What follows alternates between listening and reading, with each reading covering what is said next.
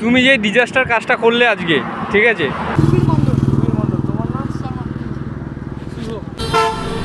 Kalyani highway.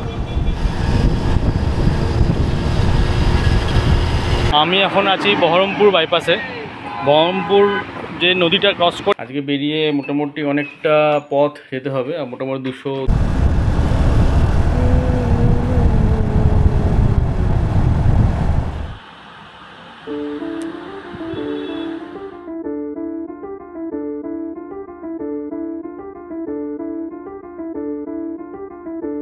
হ্যাঁ নমস্কার বন্ধুরা, তো আমি সুমন, আমার ট্রাভেল উইথ লিঙ্কন নতুন একটা ব্লগ নিয়ে হাজির হয়েছি। এই ব্লগে তোমাদের সাথে নেপাল ট্রিপের অভিজ্ঞতা শেয়ার করব, তো তোমরা আমার ভিডিও দেখতে থাকো।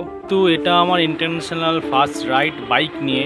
আমি বাইক নিয়ে এই ফার্স্ট টাইম আমি ইন্টারন্যাশনাল কোনো রাইড করছি। বানসালের কী ডকুমেন্টস লাগে, নতুন আপডেট কী এসছে বানসালের, নেপালে কী আসছে, নতুন নতুন রাস্তাঘাটের আপডেট সবই আমি তোমাদেরকে এই ব্লগে দেবো। অনেকে বলেছে যে রোড পারমিট নেপালে কি লাগে না, সেটাও তোমাদেরকে আমি জানাবো। নেপালে টাকার ভ্যালু, ইন্ডিয়ান টাকার ভ্যালু কি, সব ডিটেলস তোমাদেরকে এই ভিডিওর মাধ্যমে বলবো। যেহেতু ফার্স্ট টাইম আমি ডিজিআই ক্যামেরা ইউজ করছি, তো ডিজিআই ক্যামেরার ভিডিওগুলো কেমন এসছে তোমরাও একটু কমেন্টে জানিও আমাকে। ভিডিওটা কেমন লাগছে তোমাদের সেটাও তোমরা একটু জানিও। আর সাবস্ক্রাইব করতে কিন্তু ভুলে যেও না। তোমরা এভাবে যদি ভালোবাসা দিতে থাকো তো আমারও এরকম নতুন নতুন ভালো ভালো ভিডিও আসতে থাকবে। আমি চেষ্টা করব যে আরও ইন্টারন্যাশনাল রাইড করার, আরও নতুন নতুন জায়গায় যাওয়ার, ভিজিট করার। কলকাতা থেকে বাইক করবো আজকে। তো আজকে আমরা চলে যাচ্ছি রায়গঞ্জ যাব। তো আমি আর কিরণ হচ্ছে আমি। শুরু হলো আমাদের নেপাল ট্রিপের রাইড। এখন আমি রয়েছি নিউ গড়িয়াতে যাচ্ছি। নিউ গড়িয়া থেকে আমরা পেয়ারলেস হয়ে বাইপাসে উঠবো।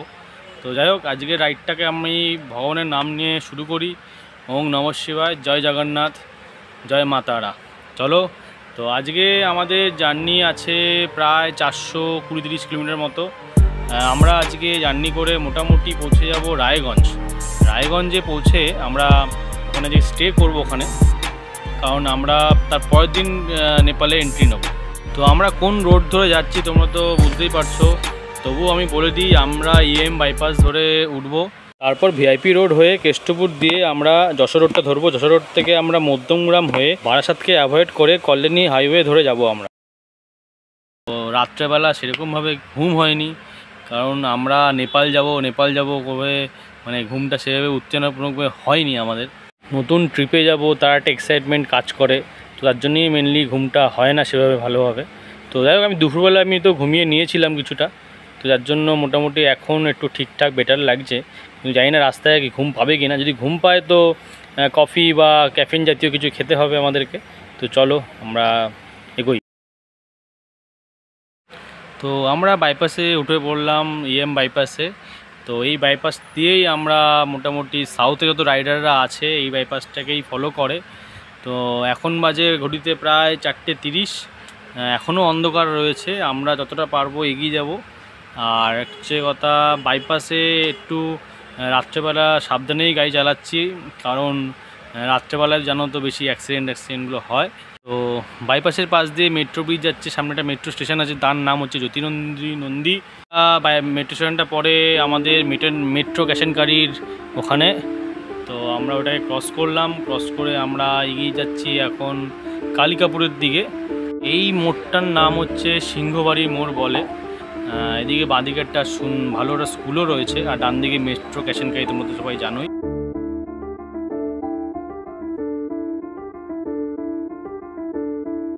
তো আমরা প্রায় চলে এসেছি মেট্রোপলিটন মোড়।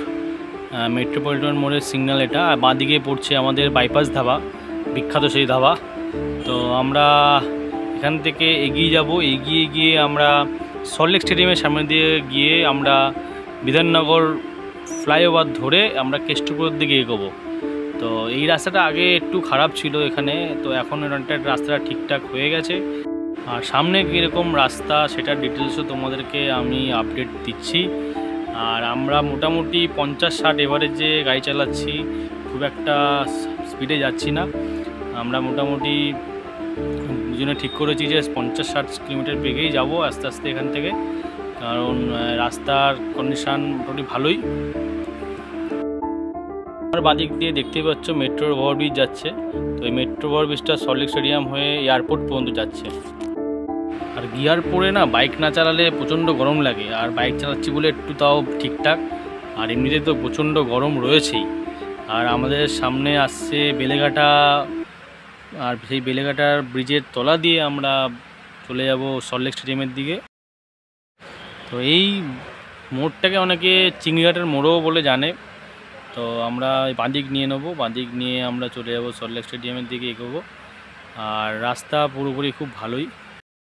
আমার বাঁ সাইডের যে ব্রিজটা নিচ দিয়ে আমি যাব, সেটা তো তোমরা বুঝতে পারছো, এটাকে চিংড়িঘাটা ফ্লাইওভার বলা হয়। তো এই ফ্লাইওভারটা নিউ টাউন পর্যন্ত যায়। তো সিগন্যাল পড়ে গেছে, তো মনে হচ্ছে আমাদের দাঁড়াতে হবে। যাই হোক, কি না সিগন্যাল ছেড়ে দিয়েছে। দেখো দেখো দেখো দেখো কী অবস্থা, দেখো সিগন্যাল রয়েছে তাও তোরা রাস্তা ক্রস করবে। কি বলবো এসব সব পাবলিকদেরকে, বলো তো? এইভাবে অ্যাক্সিডেন্ট হয়, কোনো তখন বাইকওয়ালার দোষ। আরেকটা কথা যেটা আমি বলতে যাচ্ছিলাম, যেটা হচ্ছে রাইডে যাওয়ার আগে সবসময় ভালোভাবে ঘুমিয়ে নেবে মিনিমাম। কারণ না ঘুমালে কিন্তু রাইডের মধ্যেখানে বাইক চালাতে যাতে রাস্তায় ঘুম পেয়ে যেতে পারে। তো আরেকটা জিনিস হচ্ছে কথা, যে প্রচণ্ড গরম, জল ঘন ঘন খেতে হবে। আর সঙ্গে কিন্তু আমি নিয়ে নিয়েছি ORS, বাতাসা, আর হচ্ছে তোমার গ্লুকন-ডি। তো এগুলো আমরা মোটামুটি নিয়ে নিয়েছি। তো প্রচণ্ড গরম আছে আমাদের এই ট্রিপটাতে, বুঝতে পারছি আমরা। সামনে আরও যতটা এগোবো আরও গরম লাগছে। তো গিয়ার আপ পরে তো একটা গরম লাগেই অবভিয়াসলি, কিন্তু এমনিতেও প্রচণ্ড আর্দ্রতা আছে, খুব গরম আছে।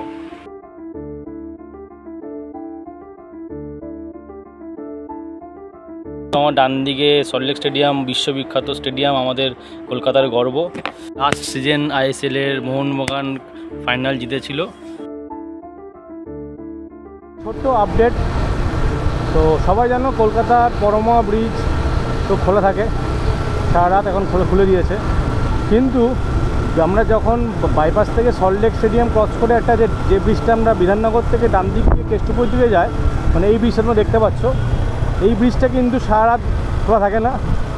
রাত্রেবেলা ধরুন 10টা যেরকম বন্ধ হয় সেরকম বন্ধ হয়ে যায়, আবার কিন্তু খোলে ভোর 5টার পরে ওই ব্রিজটা খোলে। তো সবাই এটা জেনে রাখো যে এই যখনই তোমরা যদি রাতে আসো, তো 5টার পরে ব্রিজটা ওপেন থাকে, তখন তোমরা ওপর দিয়ে যেতে পারো, এই বিধাননগরের উল্টোডাঙ্গা ব্রিজটা। তো এটাই দেওয়া ছিল তোমাদেরকে তথ্যটা। তো আমি এখন প্রায় 5টা বাজতে যায়, তো আমি রয়েছি এখন বিধাননগর সেখানকায় চলে এসেছি। তো আমরা এখান থেকে ডান দিক নেব, ডান দিক নিয়ে কেষ্টপুরের ওপর দিয়ে আমরা চলে যাব। বিধাননগর মোড় থেকে আমরা ডান দিক নিয়েছি, ডান দিক নিয়ে আমরা VIP রোডে উঠে গেছি। তো VIP রোডে উঠে গেছি, এটাকে লেক টাউন রোডও বলে অনেকে। তো আমরা লেক টাউনের দিকেই এগোচ্ছি, আমরা সামনে লেক টাউন মোড় পড়বে। তো বাঁদিকে আমার এই যে বাঁদিকে দেখতে পাচ্ছ তোমরা, বাঁদিকে এখানে শ্রীভূমির সার্বজনীন দুর্গাপুজো এখানে হয়, বিশাল বড় করে হয় খুবই। লেক টাউনের এটা সব থেকে বড় পুজো। তো আমরা সেটাকে বাঁদিকে ফেলে আমরা এগিয়ে যাচ্ছি লেক টাউন মোড়ের দিকটায়। লেক টাউন মোড়ে তো বিশাল বড় একটা ক্লক ওয়াচ টাওয়ার রয়েছে। তো আমার দেখতে পাবে সামনে আসছে ওটা, তো আমার বাঁ হাতেই পড়বে। সামনে যে টাওয়ারটা দেখতে পাচ্ছ, এটাকেই লেক টাউনের বিখ্যাত ওয়াচ ক্লক টাওয়ার বলা হয়। আমরা প্রায় 22 কিলোমিটার ক্রস করে এসে আমরা কেষ্টপুর ফ্লাইওভার উঠলাম। এটা হচ্ছে আজকে আমাদের প্রথম ফ্লাইওভার। তো এই ফ্লাইওভারটা কেষ্টপুরের ওপর দিয়ে যায়, আর এই ফ্লাইওভারটার মোটামুটি কিন্তু অনেকটাই লং, অনেকটাই ডিস্টেন্স। তো আমার সামনে যাচ্ছে কিরণ, আমার সাথে যে আমার এই ট্রিপের পার্টনার। তো আমার সাথে যাচ্ছে, ও কিন্তু পুরোপুরি নতুন রাইডার। ও এই ফার্স্ট টাইম ও কোনো বড় রাইড করছে, আর ও আমার সাথেই এইবারে এসছে। ও বেশ ভালো বাইক চালাচ্ছে। তো ওরও একটা ইউটিউব চ্যানেল আছে, কিরণ দাস অফিসিয়াল নামে। তো তোমরা ওটাকেও সাবস্ক্রাইব করে দিও, ওকেও সাপোর্ট করো। আমরা কেষ্টপুর বাইপাস থেকে এয়ারপোর্টের পাশ থেকে আমরা ডান দিক নিয়ে আমরা যশোর রোডে উঠে পড়েছি। চলে এসেছি মধ্যমগ্রাম চৌমাথা।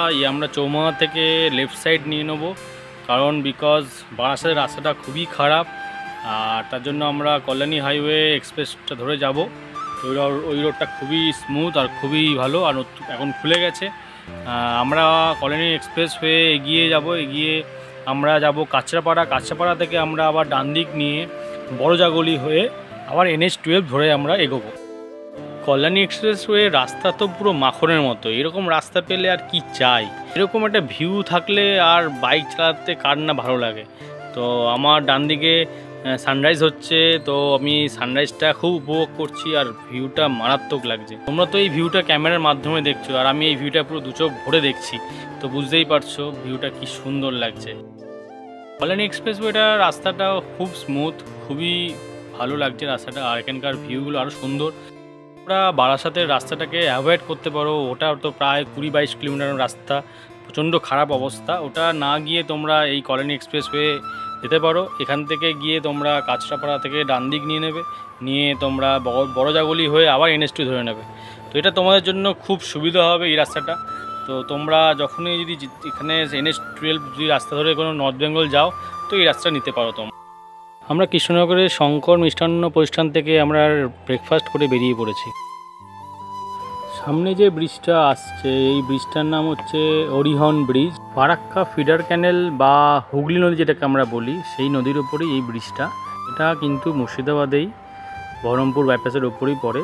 আর এই ব্রিজটার ওপরে যে পাশে যাওয়ার যে ব্রিজটা রয়েছে ওটাও একই ব্রিজই, কিন্তু ওটাতে মনে হয় কোনোটা কাজ চলছে বা কিছু একটা হচ্ছে যার জন্য একটা ব্রিজ দিয়ে আপ ডাউন হচ্ছে রাস্তায়। তো পাশে ডান দিকে কিন্তু আবার রেল লাইন রয়েছে। কেঁচো কাণ্ড, সূর্য একদম মাথার ওপরে, 12টা বেজে গেল। এই 12টা বাজলে নিজের ছায়া আর দেখা যায় না।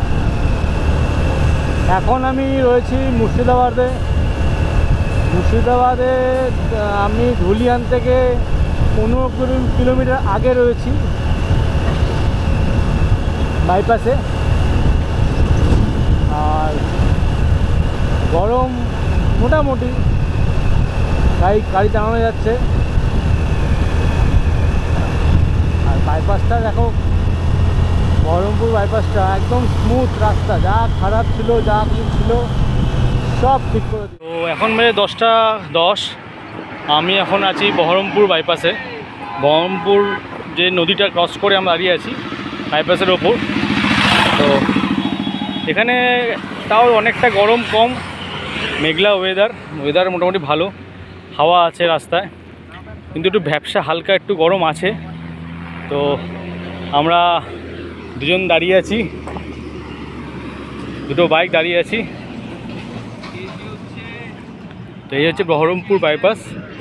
তো মোটামুটি আমরা প্রায় 250 কিলোমিটার মতো চলে এসেছি। তোমাদের নাম কি?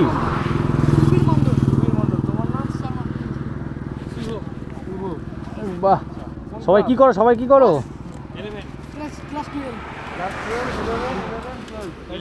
এই জায়গাটার নামটা কি? না, তোমার জন্য তোমাদের একটা করে নিও এখন। আর একটা হ্যাবিটেন্ট খাও, দেখা হবে। তোমরাও এক সময় হবে,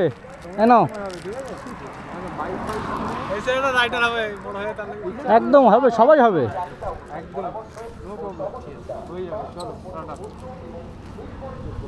চলো টাটা।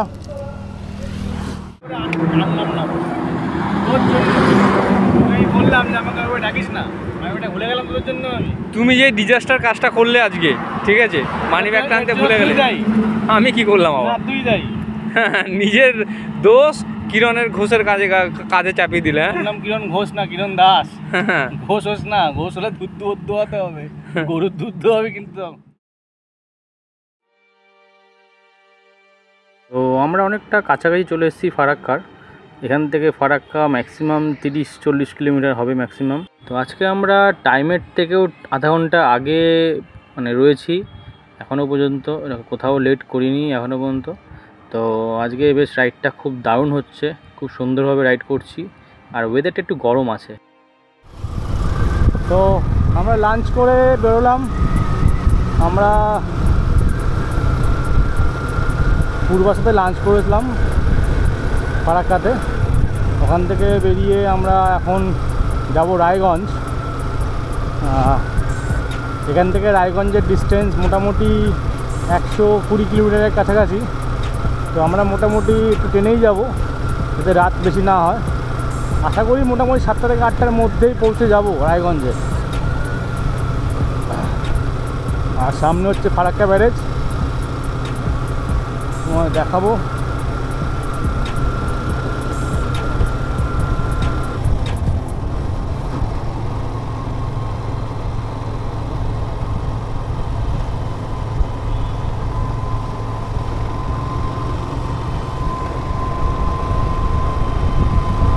এই হলো ফারাক্কা ব্যারেজ।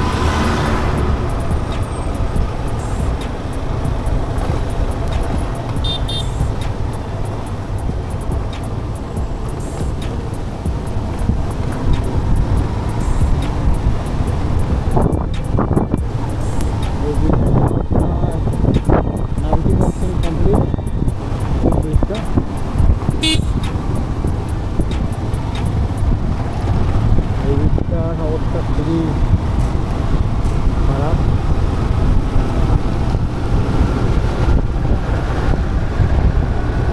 করবে আর এটা তো রেল লাইন সবাই জানে। গঙ্গার দুদিকেই প্রচুর জল। তো এটা বাংলাদেশে চলে গেছে পদ্মা নামে, আর আমাদের ইন্ডিয়াতে গঙ্গা নামে রয়েছে। খুবই পবিত্র নদী। আমরা রায়গঞ্জ বাইপাসে উঠেছি। রায়গঞ্জ বাইপাসটা তো মারাত্মক লাগে। রায়গঞ্জ বাইপাসটা কিন্তু সুন্দর খুব, কারণ হচ্ছে তার চারিদিকে সাইডে যে সুন্দর সুন্দর ইউক্যালিপটাস গাছগুলো লম্বা হয়ে সাইড হয়ে দাঁড়িয়ে রয়েছে, এতে না আরও বাইপাসটাকে সৌন্দর্য লাগছে। আর রাস্তার ধারে গাছ থাকলে যে কোনো বাইপাসকে আরও বেশি সৌন্দর্য করে।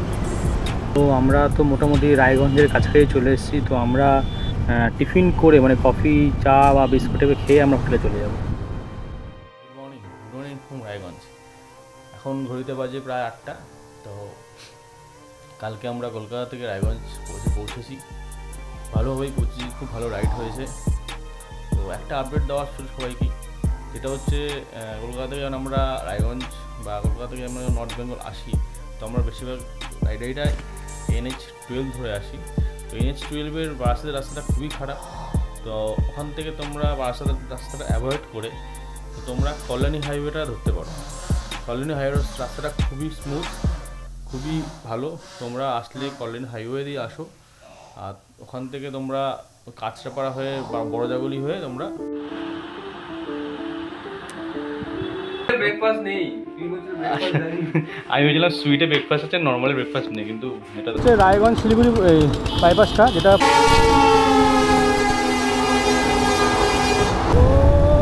মারাত্মক ভিউ, মারাত্মক। এই নদীটার নাম হচ্ছে দাহুক রিভার। এটা হচ্ছে পানি ট্যাঙ্কি শহর। जय माता। किरण क्या खरीद रहे हो तुम? एक भैया ने आया है गुजरात से। भैया आपका नाम क्या है? देवेंद्र भैया